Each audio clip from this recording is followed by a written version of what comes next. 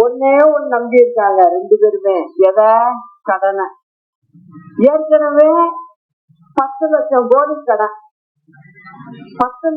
12 லட்சம் கோடி கடன்.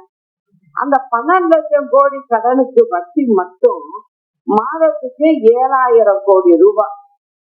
7,000 கோடி ரூபாய வட்டியை கொடுத்துக்கிட்டு இருக்கிறதுனால கிராமப்புறங்கள்ல சாலைகள் போட முடியல, தண்ணி வசதி மக்களுக்கு ஏற்படுத்தி கொடுக்க முடியல, லைட்டு போட முடியல, பள்ளிக்கூடங்கள் இழிஞ்சா கட்ட முடியல, அரசாங்க உத்தியோகத்துல இருக்கிறவங்களுக்கு பணி முடிப்பு முடிஞ்சு வீட்டுக்கு போயிட்டா புது ஆளை போடுறதில்ல, ஏன்னா சம்பளம் கொடுக்கணும்.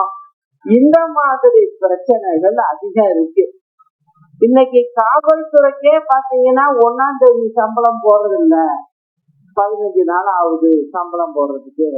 இதுதான் அரசாங்கத்தினுடைய நிலைமை.